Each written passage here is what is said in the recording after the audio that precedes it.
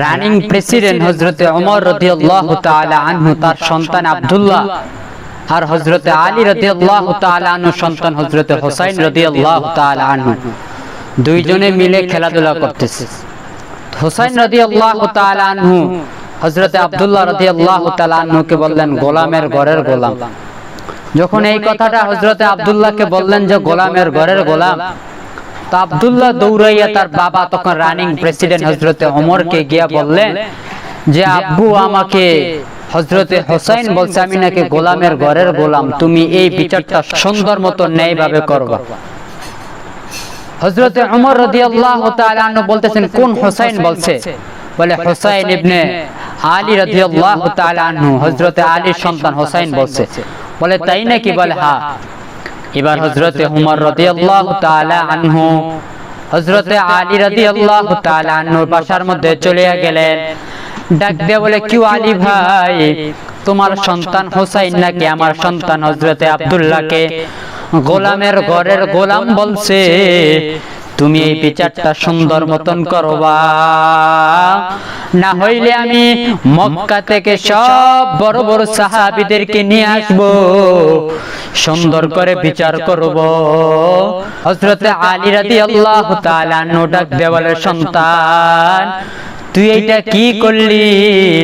যিনি একজন রানিং প্রেসিডেন্টের সন্তান আব্দুল্লাহকে তুই গোলামের ঘরের গোলাম বলছো। এই ওমর কিন্তু তার সন্তানকেও ছাড় দেয় নাই। হযরতে ওমর কিন্তু তার সন্তানকেও তিনি প্রহার করেছে। হযরতে ওমরের সন্তান একদিন নাবিজ পান করতে গিয়ে মদের ঘেরান চলে আসছে। নাবিজ বলা হয় রাতের বেলা খুরমা খেজুর ভিজিয়া রাইখা পরের দিন সকাল বেলা খাওয়াটাকে বলা হয় নাবিজ। কিন্তু হযরতে ওমরের সন্তান আব্দুল্লাহ এই নাবিজটাকে একটু লেট করে খাইলেন। লেট করে খাওয়ানোর কারণে ওইটার মধ্যে একটু মদের ঘেরান চলে আসছে। হযরতে আব্দুল্লাহ রাদিয়াল্লাহু তাআলা আনহু ওই মদটাকে খাইলেন, অর্থাৎ নাবিজটাকে খাইলেন, কিন্তু একটু মদের ঘেরান ছিল। তো হযরতে ওমর ধারণা করছে মনে হয় আমার সন্তান মদ পান করছে। এবার মক্কার মানুষ বলা বলি করা শুরু করলেন আব্দুল্লাহ এবার মদ পান করছে, দেখমু ওমর এবার বিচারটা ন্যায়ভাবে করে কিনা সন্তানের বেলায়। এবার হযরতে ওমর সন্তানকে সামনে ডাক দিলেন। ডাক দিয়ে বলে কিরে সন্তান, তুমি কি মদ পান করছো নাকি? হযরতে আব্দুল্লাহ ডাক দিয়ে বলে বাবা না, আমি মদ পান করি নাই, আমি নাবিজ পান করছিলাম, কিন্তু খাইতে একটু লেট হয়ে গেছে, এজন্য মদের ঘেরান বের হচ্ছে। হযরতে ওমর ডাক দিয়ে বলে কোনো কথা চলবে না, তোমাকে এখন 80টা দুররা মারতে হবে, তোমাকে এখন 80টা প্রহার করতে হবে। হযরতে ওমর এবার সব সাহাবীদেরকে ঘোষণা দিয়ে দিলেন জোহরের নামাজের পরে তোমরা সবাই থাকবা, তোমার সামনে আমার সন্তান আব্দুল্লাহকে আমি 80টা দুররা প্রহার করব। ওমর এবার নামাজ শেষ করে জোহরের নামাজ কমপ্লিট করিয়া সব সাহাবীরা এবার মসজিদে নববীর মধ্যে অপেক্ষা করতেছেন।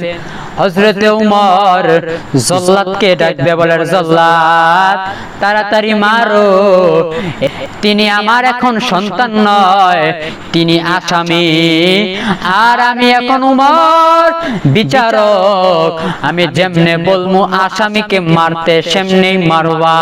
হযরতে ওমর জল্লাদের হাতে চাবুকটা দিয়া দিলেন।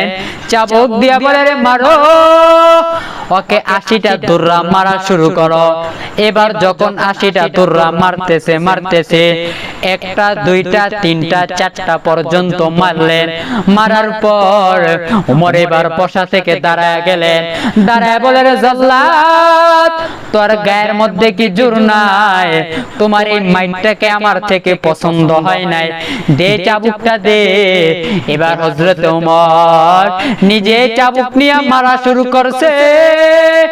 1 2 থেকে তিনি মারা শুরু করলেন। সাহাবাই কেরাম ডাকতে বলে, ও প্রেসিডেন্ট, ও উমর, জল্লাদ তো 4টা আগেই মারছে, তুমি 5 থেকে গোনা শুরু করো। হযরত ওমর ডাক দিয়ে বলে, এই 4টা বাড়ি আমার থেকে ভালো লাগে নাই, এজন্য আমি আবার শুরু থেকে শুরু করলাম। মারতে মারতে হযরতে আব্দুল্লাহর মা হযরতে ওমরের পা ধরে চোখের পানি টপ টপ করে কান্না করে আর ডাক দিয়ে বলে, স্বামী আমার, সন্তানকে আর মারিয়েন না, সন্তান তো এখন মারা যাবে। ওমর ডাক দিয়া বলে, বিবি এখান থেকে সরিয়া যা, আমি 80টা দুররা না মারা পর্যন্ত এই আসামিকে ছাড়ব না, তাড়াতাড়ি সরিয়া যা। হযরতে ওমরের স্ত্রী ওমরকে বলে, আর মারিয়েন না, সন্তান তো মরিয়া যাবে। হযরতে ওমর ডাক দিয়ে বলে, আমি এত কিছু বুঝি না, এই আসামিটাকে আমি 80টা দুররা না মারা পর্যন্ত কোনো ছাড় নাই। হযরতে ওমর মারা শুরু করলেন, মারা শুরু করলেন। 60টা যখন মারলেন, হযরতে আব্দুল্লাহ দুনিয়ার মায়া ত্যাগ করলেন। মায়া ত্যাগ করার পর সব সাহাবীরা হযরতে আব্দুল্লাহকে দাফন কাফনের ব্যবস্থা করিয়া কবরের মধ্যে নিলেন। কবরের মধ্যে নেওয়ার পর, মাটি দেওয়ার পর, এবার হযরতে ওমর ওই মাটির উপর আরো 20টা চাবুকের আঘাত করলেন। হযরতে আলী ডাক দিয়ে বলে, সন্তান, তোমার বেলায়ও তার সন্তানকে ছাড় দেয় না, তোমাকেও ছাড় দিবে না। এবার হযরতে আলী রাদিয়াল্লাহু তাআলা আনহু তার সন্তানকে মসজিদে নববীর মধ্যে নিয়ে গেলেন। নিয়ে যাওয়ার পর আলী এবার হযরতে ওমরকে ডাক দিয়ে বলে, ওমর ভাই, আমার সন্তান আলীকে তো আনছি, বিচার করবেন না? হযরতে ওমর ডাক দিয়ে বলে, জোহরের নামাজের পর বিচার হবে। এবার হযরতে ওমর রাদিয়াল্লাহু তাআলা আনহু সব সাহাবীদেরকে জানায় দিলেন, এই সাহাবীরা গো, তোমরা নামাজের পরে বসবা, হযরতে আলীর বিচার হবে। আলী কেন আমার সন্তান আব্দুল্লাহকে গোলামের ঘরের গোলাম বলছে, সঠিক বিচার হবে। হযরতে হুসাইন চোখের পানি টপ টপ করে ছাড়িয়া বলতেছে, এরে উমর, তোমার সন্তান তো গোলামের ঘরের গোলাম, এটা আমি বলছি, এতে কোনো সন্দেহ নাই।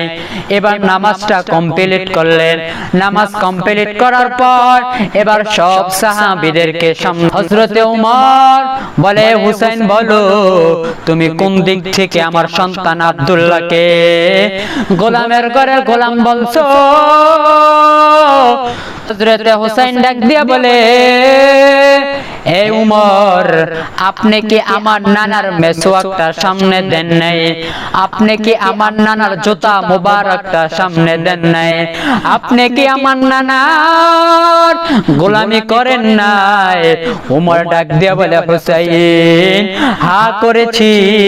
তাহলে হুসাইন বলে, তাহলে আপনি ছিলেন আমার নানার গোলাম, আর আপনার সন্তান আব্দুল্লাহ হলে গোলামের ঘরের গোলাম। এই কথাটা যখন হযরতে ওমর শুনলেন, ওমর ডাক দিয়ে বলে, হুসাইন, তুমি যে আমাকে গোলামের ঘরের গোলাম বলছো, এই কথাটা যদি কাগজের মধ্যে লিখিয়া দাও, তাহলে আমি হযরতে ওমর বড় খুশি হয়ে যাব। তুমি কি কাগজের মধ্যে গোলামের গলার গোলামটা লেখা দিতে পারবা কিনা? হযরতে হুসাইন বলে, হ্যাঁ, অবশ্যই পারবো। এবার ওমর খাতার একটা কলম হুসাইনের হাতে দেয়। হুসাইন লিখিয়া দেয়, তুমি আমার নানার গোলাম ছিলা, আর তোমার সন্তান হলো গোলাম, গোলামের ঘরের গোলাম। হুসাইন যখন এই কথাটা লিখিয়া দিলেন, এবার হযরতে উমর সব সাহাবীদেরকে জানায় দেয়, ও সাহাবীরা গো, আমি যখন মারা যাব এই গোলামের ঘরের গোলামের কাগজটাকে আমার সাদা কাফনের মধ্যে ঢুকায়া দিবা।